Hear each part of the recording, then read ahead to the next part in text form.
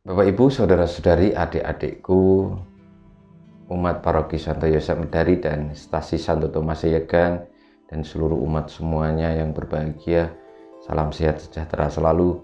Semoga senantiasa berbahagia dan sejahtera. Pada hari Sabtu tanggal 4 Juli 2020 kita semua kembali dikuatkan oleh sabda Tuhan dari Injil Matius bab 9 ayat 14 sampai dengan 17. Kita merayakan perayaan Ekaristi Harian, hari biasa, hari Sabtu biasa yang ke-13. Marilah kita mengawali dengan berdoa. Dalam nama Bapa, Putra dan Roh Kudus. Amin. Ya Allah, kami mohon semoga kami Kau berkati dan Kau sinari dengan sabdamu. Semoga kami melalui Roh Kudus Kau cipta menjadi orang yang suka membangun kedamaian dengan pengantaran Yesus Kristus Putramu Tuhan kami, yang hidup dan berkuasa bersama Dikau dan Roh Kudus, Allah kini dan sepanjang segala masa. Amin. Inilah Injil Yesus Kristus menurut Matius bab 9 ayat 14 sampai dengan 17. Sekali peristiwa datanglah murid-murid Yohanes kepada Yesus dan bertanya, "Kami dan orang-orang Farisi berpuasa, tetapi mengapa murid-muridmu tidak?" Jawab Yesus kepada mereka, "Dapatkah sahabat-sahabat mempelai laki-laki berduka cita selama mempelai itu bersama mereka? Tetapi akan tiba waktunya, mempelai itu diambil dari mereka, dan pada waktu itulah mereka akan berpuasa. Tak seorang pun menambalkan secarik kain yang belum susut pada baju yang tua, karena jika demikian kain penambal itu akan mencapik baju itu, lalu makin besarlah koyaknya.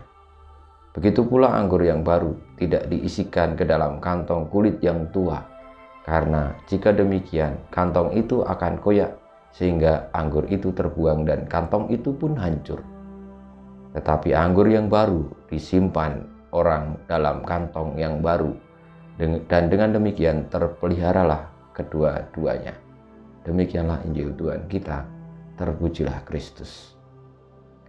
Saudara-saudariku yang terkasih, Tuhan Yesus memberikan sabdanya, pengajarannya melalui perumpamaan-perumpamaan, dan tentu tidak mudah kita pahami, tetapi untuk kita mengerti secara lebih jauh, lebih dalam, perumpamaan sungguh-sungguh bisa menjadi media yang sangat-sangat tepat.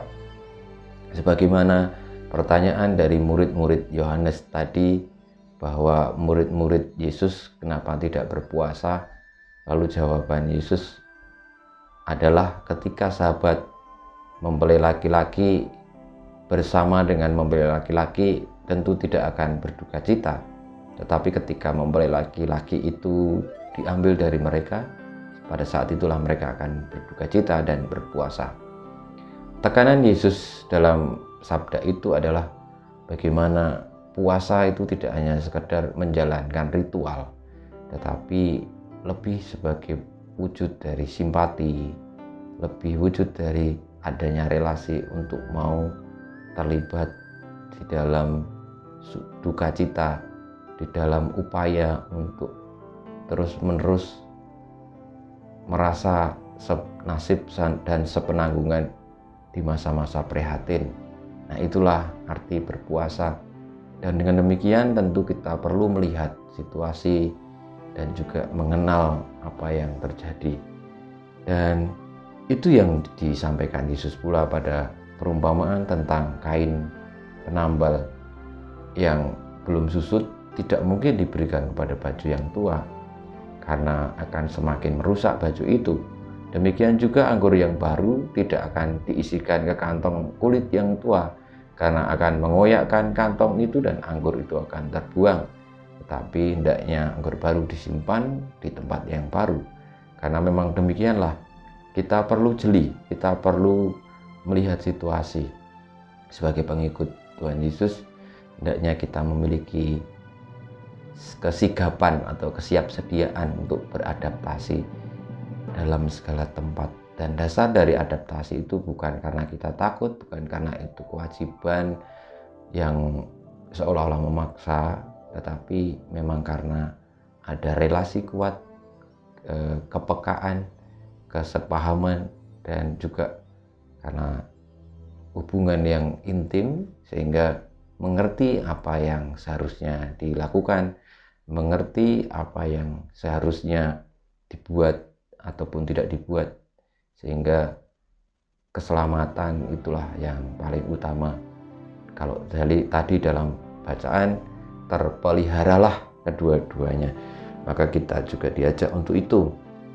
Saudara-saudariku, dalam hidup ini kita juga perlu melihat banyak hal. Bagaimana kita hendaknya menjadi jiwa-jiwa pemelihara yang mau beradaptasi, mau melihat waktu, mau rendah hati, mengikuti dan melaksanakan yang semestinya.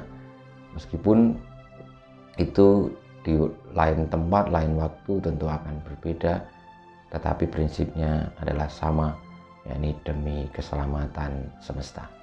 Kita mohon berkat Tuhan, kemuliaan kepada Bapa dan Putra dan Roh Kudus, seperti pada permulaan, sekarang, selalu, dan sepanjang segala abad. Amin. Ya Yesus, jadikanlah hati kami seperti hati-Mu. Tuhan bersamamu dan bersama roh kita semua, hidup kita, karya-karya kita, perjuangan kita untuk memiliki kerendahan hati seperti Kristus, dan juga perjuangan yang tidak pernah berhenti karena Allah menyertai kita, senantiasa dibimbing, dilindungi, diberkati oleh Allah yang Maha Kuasa, Bapa dan Putra dan Roh Kudus. Amin.